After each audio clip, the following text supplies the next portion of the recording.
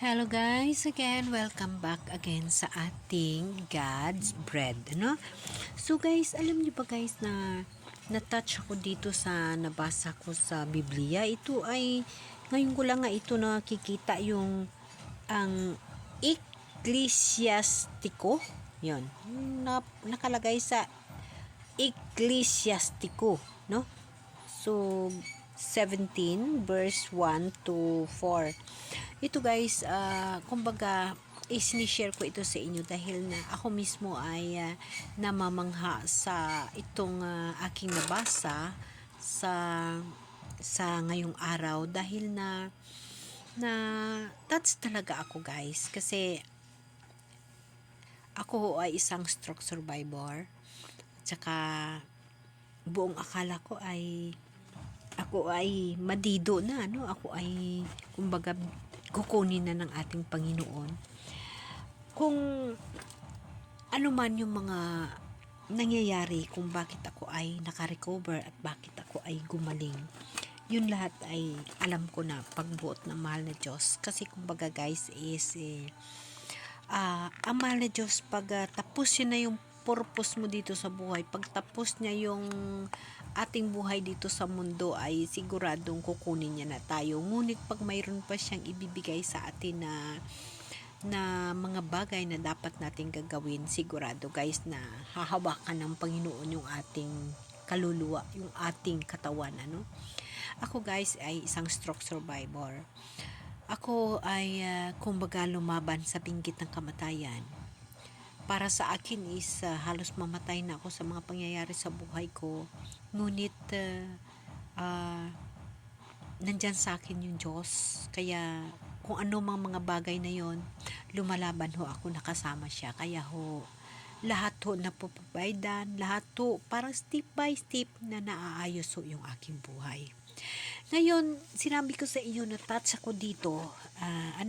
Ewan ko familiar kayo dito sa ito siya ngayon ko lang nga ito nabasa, nabuksan ko lang kasi guys, ganito kasi ako guys. Once na ako'y may gustong unawain o gustong malalaman, first kong ginagawa, since na ako'y nag-aaral ng Bible at since ako'y natutong magbigay ng oras, ng todong oras sa Panginoon, ang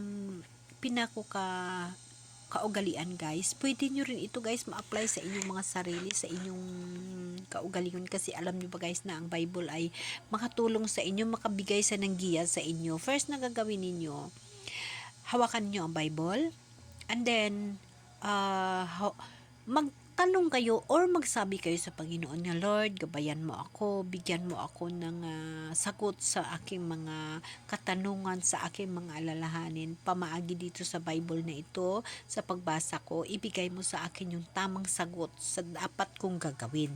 Ganun lang ho guys, ganun lang ho, malaki ho ang bagay na magagamit ang Bible, nagiging armas ito ng ating buhay. So yun nga guys ang ginawa ko dahil na may something akong mga dapat na lutasin, no? O another video ko na lang yun. Dito muna tayo guys mag-focus sa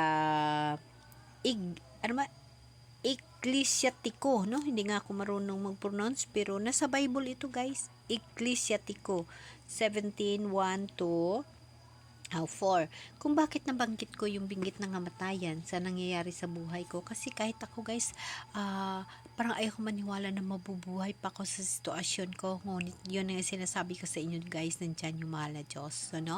So dapat na natin tanggapin yung kung ano yung kanyang gusto sa buhay natin. At kung tayo guys ay isang tao na maka-Diyos, ang Espiritu ng Diyos ay ikinabubuhay natin.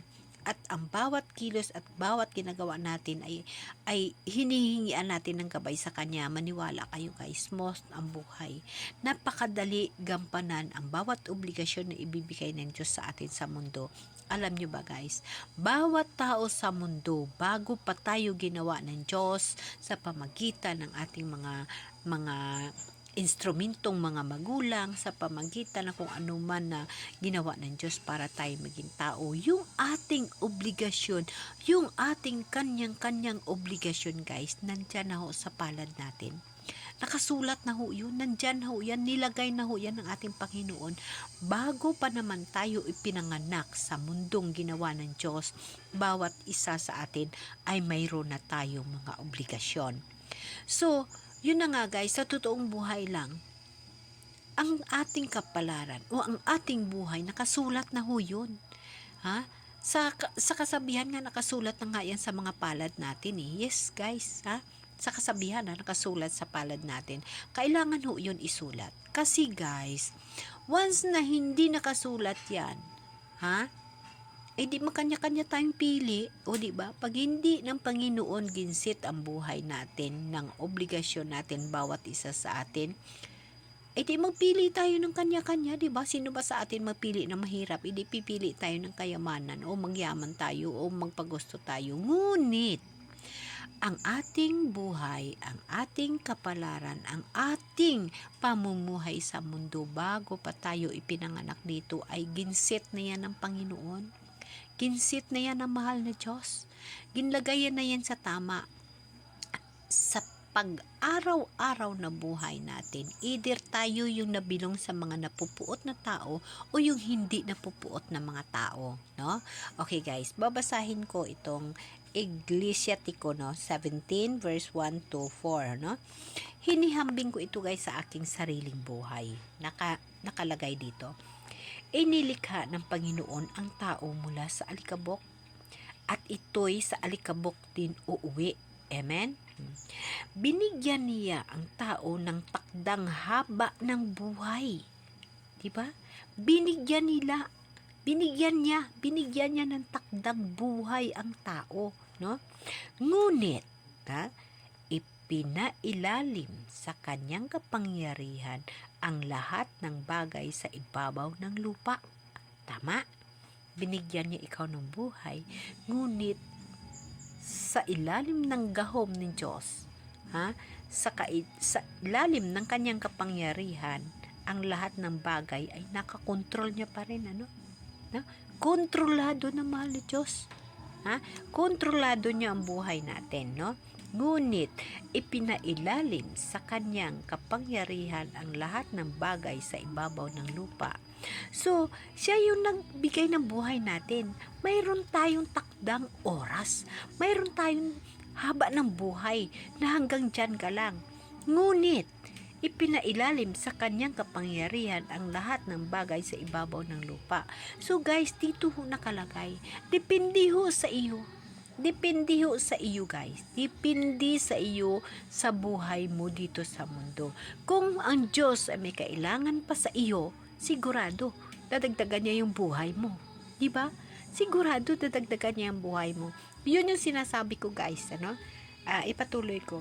Pinagkalooban niya sila ng pinagkalooban niya sila ng kalahatang tulad ng sa kanya at ginawa silang kawangis niya. O diba guys? Nilagay niya ang kontrol na sa kanya, ang haba ng buhay na sa kanya, ngunit ang lahat na yun ay depende sa tao. Example guys, binigyan ka ni Lord ng buhay. Diyan ka lang hanggang 60 ka lang. Ngunit nakita ng mahal na Diyos na ikaw ay gumagawa ng mga bagay na para sa Kanya, para sa Kanyang kabutihan. So guys, dadagdagan niya ho yun. Dadagdagan niya ho yun, maliwanag ho yung sinasabi niya. Ang lahat ng bagay ay sa ibabaw ng kanyang kapangyarihan. So dahil nakita niya na ikaw ay namumuhay kasama niya, at ikaw ay nagiging kawangis niya. Ang ibig sabihin guys ng kawangis, ang ibig sabihin guys ng kawangis ay katulad niya. No? Katulad niya. So, dagdagan ng mahal na Diyos ang buhay mo.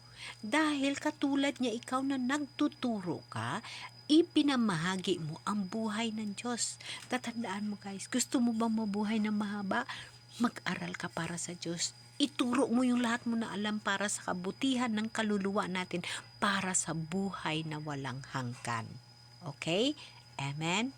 Amen.